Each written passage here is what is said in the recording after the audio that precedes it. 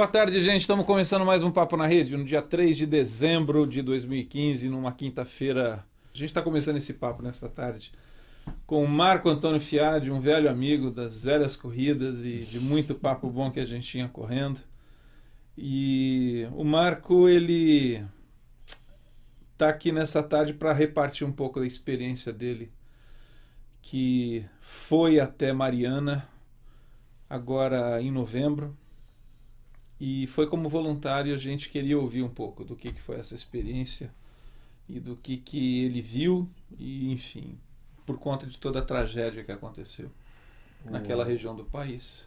Ô Marco, e assim, fale quem é você, né? Qual é a sua atividade, seu trabalho, tá? Além de ser nosso amigo, né, e parceiro de corrida. E além de ser um aficionado por motos. Sim, é verdade. Já fez umas longas viagens aí pelo continente. A única vez que eu fui de carona numa moto foi com o Marco, né? Rezou o Pai Nosso. Eu me sinto muito honrado, porque realmente eu nunca vi tanta oração assim, fervorosa como naquele dia. Nunca orei tanto. Com certeza Deus está me abençoando até hoje por causa disso. Mas boa tarde, né? Boa tarde a todos. Eu sou analista de sistemas por formação. E agora voltando um pouquinho sobre essas nossas diferenças, né? O que me atrai nessa coisa do relacionamento com os corintianos, tão queridos corintianos que eu tenho no meu relacionamento, é que a rivalidade é só no campo, né? Só no campo. Só no campo. É só no isso campo. Então, você está com essa camisa aí de Minas Gerais, a bandeira de Minas Gerais, que eu acho uma das bandeiras mais bonitas do Brasil, assim, dos estados, até pelo significado da frase que está em latim. Essa liberdade que a gente espera, liberdade plena, né? Independência, vida, autonomia. Mas, Marco, como que foi, primeiro assim, antes de ir lá para Mariana, o que é esse lance de você poder desfrutar um período de férias e descansar e resolve sair aqui de São Paulo, de Ilhabela, para ir lá para um lugar que significa caos, sujeira, sofrimento? Então, a ideia partiu não de mim, né? Eu realmente estou num período de férias, como eu trabalho com projetos de consultoria na área de informática, eu estou numa entre-safra, né, que é normal na minha atividade como autônomo, e eu tinha decidido que eu ia para Ilhabela passar lá uns 10 dias, uma semana de férias. E uma semana antes eu fui almoçar com um grande amigo, o Sobral, e no meio da conversa ele do nada fez a seguinte observação, ele falou assim: puxa, se eu pudesse sair uma semana de férias, eu ia para Mariana para ajudar os desabrigados. Aí na hora me caiu a ficha, né? Eu falei assim: nossa, você não pode, mas eu posso ir por você. Porque me veio aquele sentimento de que eu poderia me sentir muito melhor, né, ajudando as pessoas nesse meu período de entre-safra, do que fazendo algo só por mim, né? Mesmo, por que eu digo só por mim? Porque eu adoro, né, como você falou da motocicleta, né, eu adoro pegar minha motocicleta e pegar uma estrada. Então ir para Minas Gerais, para mim já seria algo incrível, né? E essa sensação, né, de estar fazendo bem para o próximo e tal, que é, né, acima de tudo, acho que uma das mensagens mais importantes e bonitas que Jesus passou para a gente, né, que se a gente estiver amando o próximo, eu acho que a gente já está fazendo muito, né, por nós mesmos, né? Então, assim, foi nesse intuito, assim, não que eu sou... eu sou um grande cristão, né, que assim, eu vi a causa e eu resolvi abraçar. Não, eu tive uma inspiração, que eu creio como divina, né? Porque esse meu amigo, embora não frequente nenhuma igreja, ele é um cristão de fato, né? Que ama ajudar as pessoas, ama se dedicar ao próximo e tal, e a inspiração veio dele. Então, assim, nasceu no coração desse meu amigo essa ideia. E acabou acontecendo que eu senti que eu ajudei muito menos do que eu imaginava que poderia ajudar. Porque assim, a primeira coisa que me veio na cabeça era, e eu fiz isso, foi ligar para a Defesa Civil antes de ir para lá, né, para saber com quem que eu vou me encontrar, como que eu posso ajudar. Mas eu já me imaginei lá no meio daquela lama, né, ajudando a limpar as ruas, a tirar escombro, né, das casas e tal, não sei o quê, quando na verdade o local em si afetado já não existe mais, né? Bento Rodrigues foi varrida pela lama, então era uma vila com 200 casas, uma igrejinha, uma pracinha, uma mercearia daquelas de interior que vende de tudo, que não existe mais. alguns distritos em volta, como Paracatu, foram atingidos, as casas estão lá, mas as pessoas realmente tinham dificuldade para que chegasse alimento, água e tal, então esses realmente precisavam de ajuda. Mas eu acabei que, com o auxílio da defesa, tive que fazer umas 4, 5 ligações para chegar nas pessoas certas, e eles me direcionaram para o Centro de Convenções de Mariana, que era onde o material estava chegando. Então, basicamente, o que eu acabei fazendo lá foi ajudar a armazenar água, carregar a caixa, ajudar as caminhonetes que estavam levando suprimentos, né, cestas básicas e tal, para Paracatu, carregar essas caminhonetes 4x4, também de voluntários. Assim. Para mim, a grande bênção dessa viagem foi ver a mobilização das pessoas, né, como o povo brasileiro, em geral, né, do Brasil todo, é solidário, né, e se envolve nessas campanhas doando, dando, né? E não só com suprimentos, com dinheiro, né, mas do seu tempo, né, que não foi o meu caso, mas assim, eu passei uma semana lá, eu estava de férias. Agora, uma família que eu vi do Rio de Janeiro, eles alugaram um caminhãozinho, 608D, baú, conseguiram que os seus amigos, os seus parentes, o pessoal da rua, da comunidade doasse muita coisa, muito suprimento, muita cesta básica, água e material de higiene pessoal, encheram o caminhãozinho e saíram na sexta-feira, que era um feriado, né, no Rio de Janeiro. Em Minas não era feriado, mas era feriado em São Paulo, feriado no Rio de Janeiro, Dia da Consciência Negra, e saíram dirigindo 600 quilômetros sem saber onde iam ficar para poder chegar lá e distribuir os bens. Quer dizer, então essas coisas, e você vê a atitude das pessoas, a gratidão nos olhos, né? Então esse meu amigo me falou assim, o que moveu esse amigo? Eu falei assim, quando você chegar lá e você encontrar uma pessoa que perdeu tudo, dá um abraço nela por mim, né? São essas coisas, né, que às vezes é mais importante, né? O carinho, o afeto, né, o conforto, né, de estar do lado da pessoa num momento difícil, é que moveu o coração desse meu amigo e que me inspirou para estar lá. Então eu me senti muito abençoado, porque acho que eu não ajudei tanto quanto eu poderia, ou como eu imaginava, na verdade, que eu ia ajudar, mas, por outro lado, eu fui realmente muito abençoado pela experiência em si. Então eu realmente aconselho, né, quem tiver uma oportunidade ver esse cavalo passando selado, não deixe de montar nele, porque você vai ser muito abençoado. Com certeza. Isso é uma coisa que eu queria até estender só um pouquinho nessa coisa do sentir, do sentimento, né? Ou da sensação. Que sensação é essa? E que às vezes eu penso assim, que todos nós temos essas sensações, né? Mas por algum motivo, por razões que nós desconhecemos, você, à medida que foi acometido dela, fruto desse contato, você diz, eu vou. Você diria, como eu às vezes penso, que nós não damos ouvido a esse primeiro toque, não é? E quando começamos a pensar mais isso, mais aquilo, acaba passando e a gente engaveta essas sensações. A ideia que você me passou, quando eu lia a história, foi assim, que você disse, eu vou e viabilizou, né? E começou a viabilizar, não ficou... No eu vou. Assim, eu vou e fui. Pô, se eu pudesse, né? Quem sabe, essa coisa, né? Que a impressão que eu tenho é que todos somos acometidos, né? Sim. Tanto, porque o bem e o mal nos habita, né? Sim, e o bem, ele nos acomete dessas sensações, né? Sim. Mas não são todos que dão esse ouvido, né? E você deu esse... Eu vou, né? Essa sensação é que me...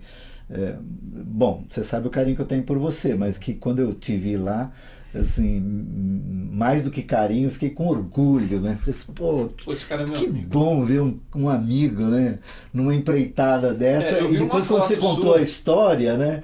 Eu falei, pô, aí então é o melhor dos mundos, né? Esse é o melhor dos mundos, né? Você ia falar. Não, eu vi uma foto sua no Facebook que você tava assim... elameado, né? Não sei em que situação você tirou, mas você tirou, foi assim, putz, ele está em Mariana no meio do caos. Acho que talvez essa na hora que eu estava tentando chegar em Bento Rodrigues, que tinha barreira, que não foi dava aquela para chegar. ida que você foi de moto até lá. Que eu fui de moto até lá. E os policiais me receberam assim com toda a educação e tal, mas sei lá, não adianta nem tentar seguir em frente porque você não vai chegar em lugar nenhum, né? Não existe mais nada lá. Mas isso que você falou, Bergantin, é a história da gente, é resultado de oração, né? Porque, como eu comentei com vocês, assim, há muito tempo atrás, né, eu venho procurando, né, por conta daquilo que você falou, né, o mal habita na gente. Muitas vezes a gente faz aquilo que a gente não quer fazer, né, como o Paulo dizia, né. E então, assim, a minha oração tinha sido, Senhor, me ajuda a ser um ser humano melhor e tal. E aí Deus dá essas oportunidades pra gente, né, porque quando ele falou isso assim, e eu conhecendo o coração desse meu amigo, é um cara que eu conheço desde 1980, que eu sei que é um cara assim, sincero, ele queria estar lá, eu sei que ele queria estar lá. E quando ele falou isso assim, nossa, quando eu falei assim, pô, eu vou estar lá por você. Sabe quando você olha no olho da pessoa, é o mesmo sentimento quando você olha pro olho de uma pessoa grata, né? Como eu vi alguns lá, até mais voluntários do que desabrigados, porque eram poucos desabrigados que iam no centro de convenções para buscar roupa e tal, porque alimentos eles estavam supridos nos hotéis e pousadas que a Samarco colocou, o pessoal, né? Mas quando eles viam a minha história, falaram assim, poxa, você veio de São Paulo para ajudar, né? E você olhava nos olhos da pessoa, que você sentia aquele olhar de gratidão para você, é aquela sensação de que Deus está na pessoa te agradecendo, aquele olhar de Jesus para você no próximo. Sabe aquele sentimento? Eu senti... E é recíproco, né? É recíproco. Porque esse camarada que está lá, ele olha em você e fala assim, poxa, mas você veio. Entendeu? Então, assim, é uma coisa muito interessante, porque cria aquela coisa do sentimento da presença de Deus. Quando eu olhei, então, a primeira vez que eu senti isso, foi quando eu olhei no olhar do meu amigo e falei assim, eu vou no teu lugar. Eu senti nele uma gratidão tamanha que eu falei assim, nossa, eu acertei, estou fazendo a coisa certa. Você encontrou com ele depois, na claro, sua oportunidade? Claro. Não, ele me ligou quando eu estava lá, que a gente conversou. Quando eu voltei, fomos almoçar no mesmo restaurante em Osasco, um restaurante simplesinhos, daqueles de bairro de Osasco, lá na Vila Pestana, onde surgiu a ideia. Ele falou assim, agora nós vamos marcar o almoço de volta para você contar como foi a história, né? Então, assim, eu fui muito abençoado. Acho que é uma coisa que não tem como explicar isso, a gente tem que sentir. Ô Marco, você é a primeira pessoa que eu encontro que foi lá pessoalmente. Eu tenho outros amigos, a gente tem gente que foi para lá mas com esse sentido, mas a gente não se encontrou ainda. Fazendo uma pergunta acerca da coisa em si, do problema em si, porque eu fiquei pensando assim, quando você olha no mapa do Brasil, cara, Mariana está perto de Belo Horizonte, relativamente perto, e está a centenas de quilômetros do Oceano Atlântico. 800, né, mais ou menos. É chão, cara, é chão. Aí quando você pensa assim, que uma represa, ela rompe lá na região de Mariana e chega até o Atlântico e faz uma mancha, que eu vi uma foto que é perceptível já por satélite, eu falei assim, cara, do que você viu, se você teve oportunidade dessa desolação, Marco, o que aconteceu, assim, o que é esse negócio que rompe essa quantidade de lama, que ela vai vazando, escorrendo e levando pela frente? O que me impressiona isso, pensar assim. Realmente foram algumas películas cinematográficas, né? Aquelas coisas de tragédia. Exatamente, né? Que os caras falam assim que é bíblico, né? Sabe aquelas catástrofes, assim, a praga do Egito, entendeu? A sensação é essa. Assim, na terça-feira que eu tentei chegar lá em Bento Rodrigues, eu peguei a estrada e passei pela usina, passei pela Samarco, pela instalação lá que rompeu. E aí você para na estrada e você vê aquele mar... Só para ficar claro para o pessoal que você foi de moto, né? Eu fui de moto, porque eu não tenho carro, eu só ando de moto. Há mais de 10 anos que eu não uso carro. Foi de moto, né? Mais de 15 anos. Então o que acontece? Na verdade, você para ali na estrada e você vê aquele mar, é um mar de lama realmente, é uma coisa que para você ver a outra margem é longe, entendeu? E lama que onde era o rio? Onde era o rio? É o leito do rio. É o leito do rio, virou lama ali, né? Então assim, e já começou a endurecer lá em volta, né? Quer dizer, agora já deve estar tudo duro, eu estou falando coisa de... Eu saí de lá no dia 21 de novembro. né? Então já faz mais de 10 dias. 10 dias mais.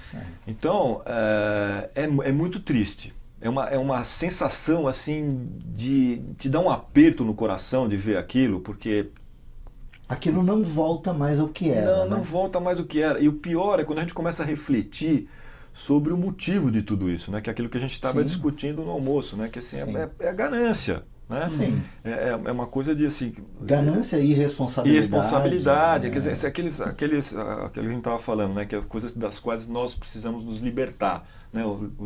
Libertar ainda que tardia. Né?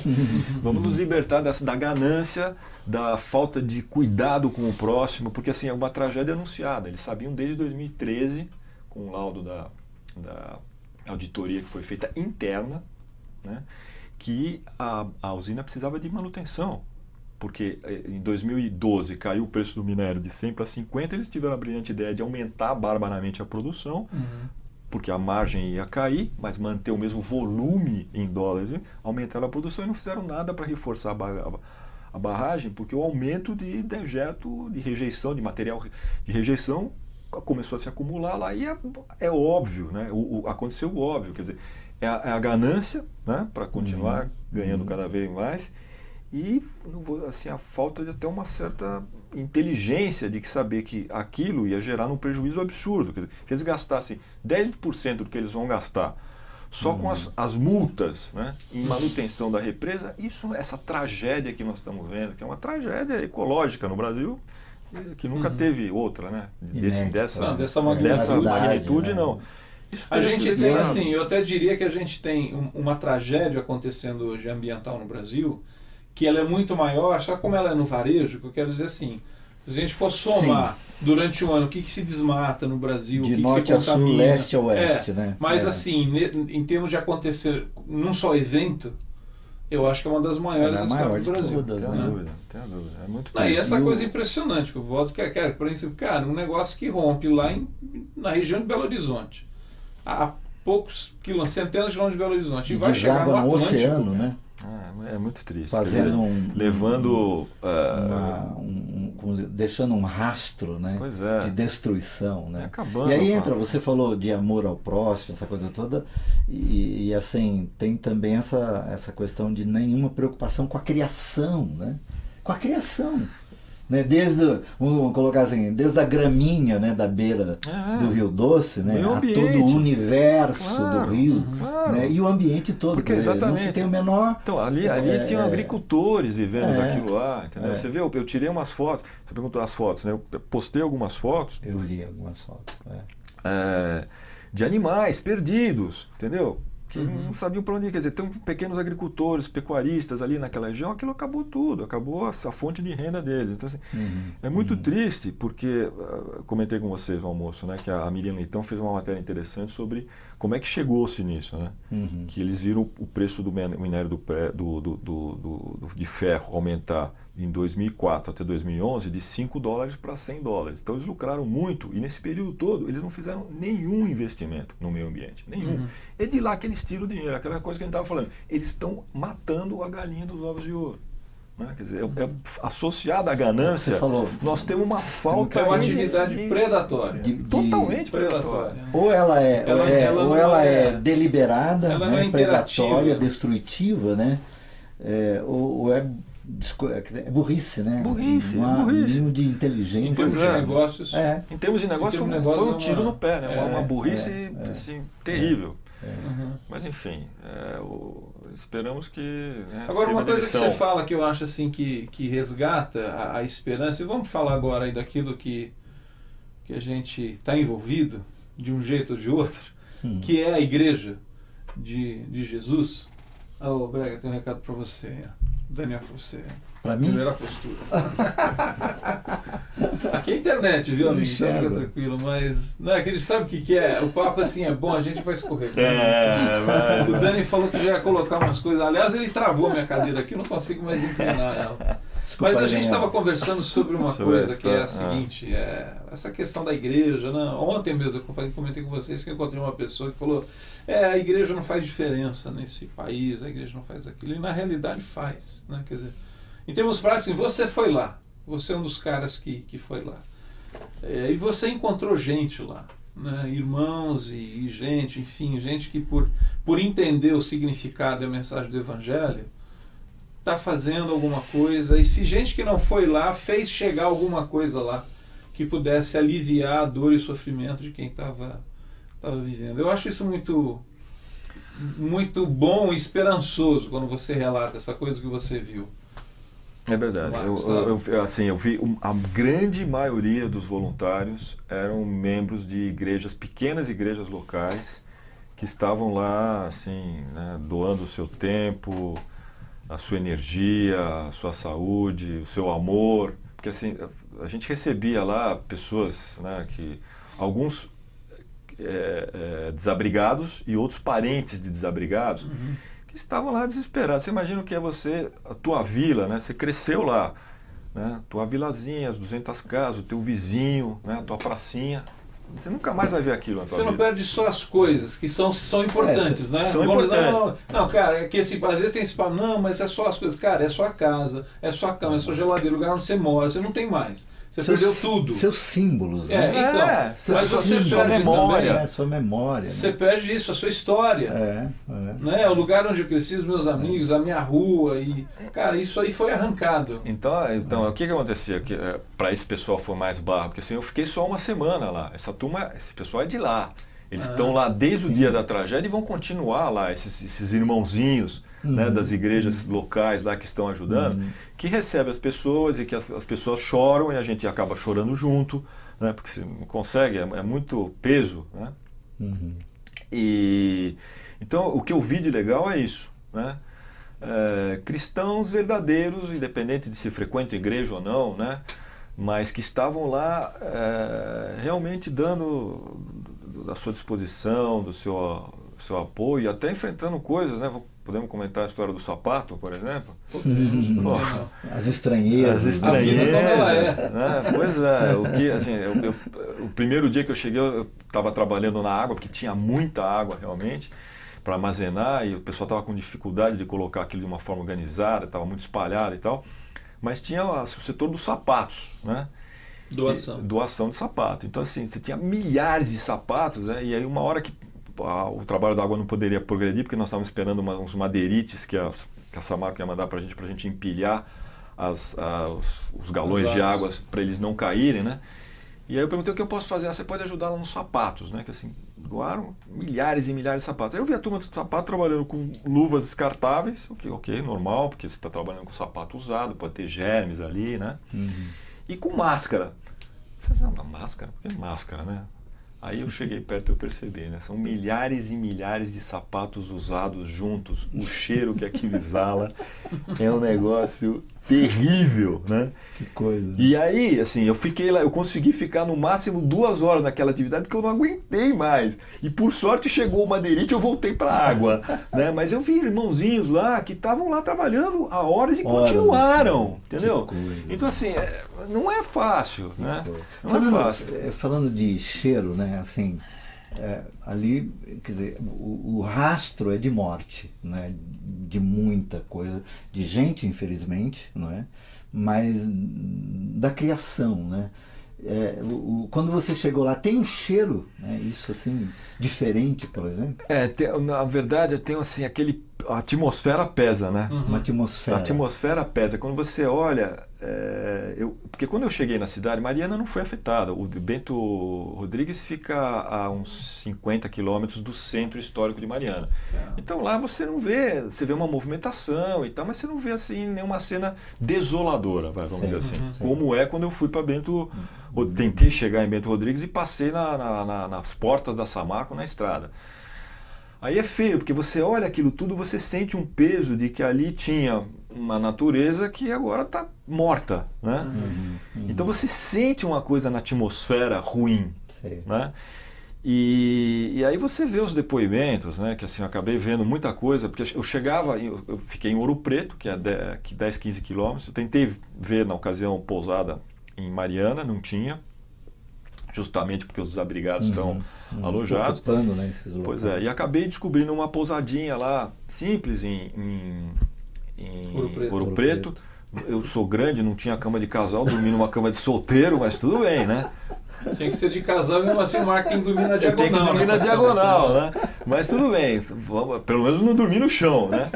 E foi uma pousadia simples, mas confortável e tal, e ia todo dia para Mariana. Agora, Mariana, você não via nada disso. Quando você vai para ver a coisa no local, te dá aquela sensação ruim. Aí o que aconteceu? Eu chegava de noite, cansado em Ouro Preto, eu ligava a televisão para ver as notícias, porque a gente estava no meio, no olho do furacão, a gente não ficava sabendo de tudo que estava acontecendo. Mas eu vi, por exemplo, reportagens, né, de história de um corpo de criança, uma criança de 7 anos, chegando o corpo intacto nas pedras, sei lá, 15, 20 quilômetros para baixo, entendeu? E aí, assim, esse pessoal que está lá na Defesa Civil lidando com essa situação, aí realmente é muito complicado, né?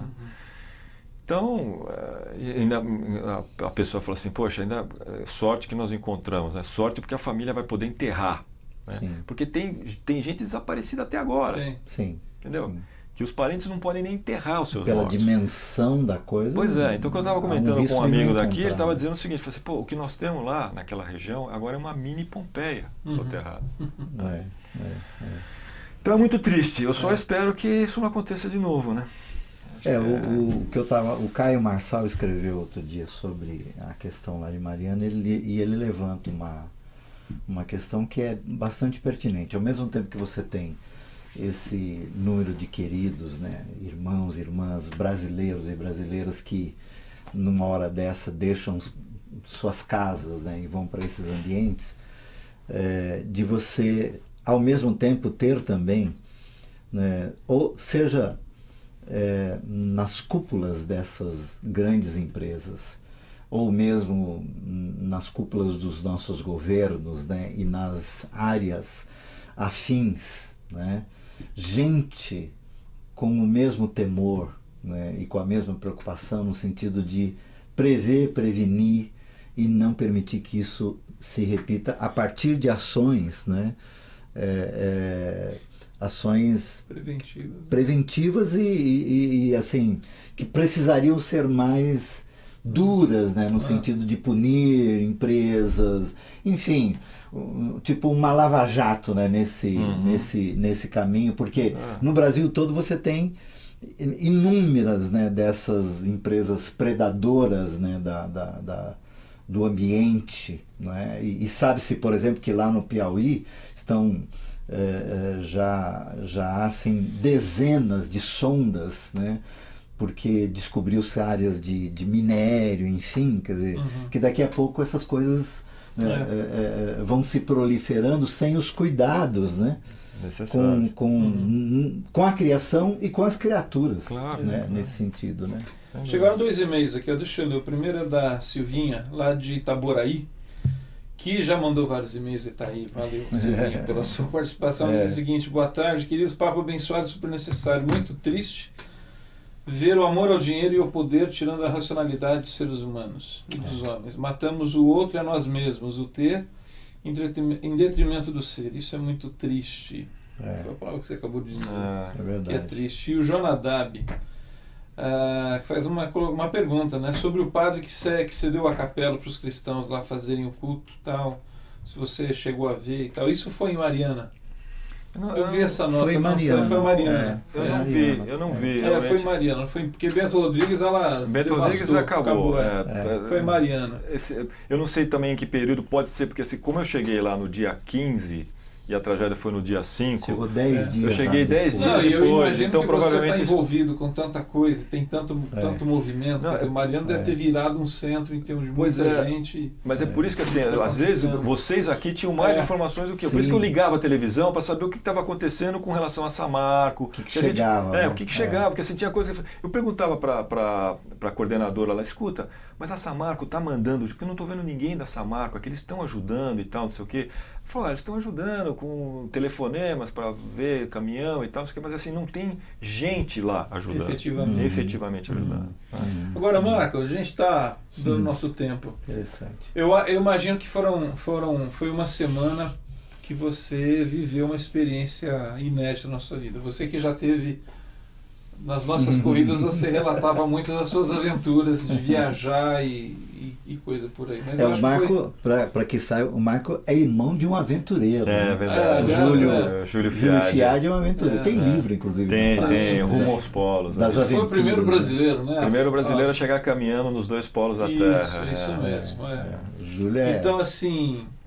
Mas essa semana eu imagino que foi uma semana muito significativa na sua história de vida. Foi. Você tem alguma situação que você viveu naquela semana? Alguma percepção assim que te marcou? Eu imagino que deve ter tido algumas, pelo menos, mas alguma assim, para a gente terminar o nosso papo. Você compartilhar alguma coisa que você viu, que você percebeu, tanto no contexto externo quanto internamente na sua vida, enfim. Então, antes de você só falar da minha parte, assim, uma palavra que você usou, do Sobral, e que eu uso de quando em quando, e algo que você fez, né? O Sobral inspirou você. Eu gosto muito dessa expressão, e eu tenho muita gente que me inspira muita coisa. E quando te vi lá, você também me inspirou. E eu, antes da sua fala, eu diria assim, né, que Deus nos dê amigos e que dê amigos a muitos e a muitos que inspirem-nos para o bem. Uhum. Amém.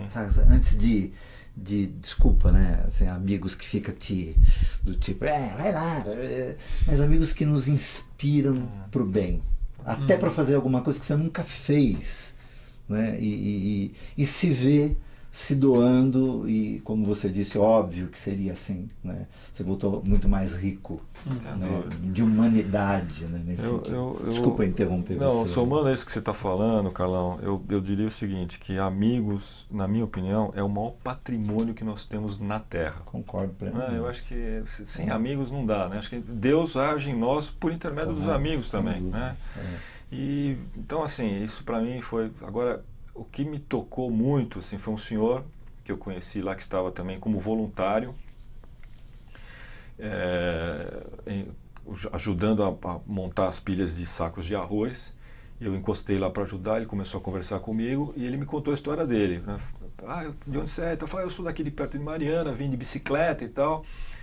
Eu falei, o que você faz? Ele falou assim, pois é, eu tinha um negócio de sucata, né? Tipo um ferro velho, né? Ele comprava placas de computador antiga por causa do cobre e tal, e camas de ferro velhas de hospitais, tudo que tivesse metal e tal, e revendia aquilo a preço de metal.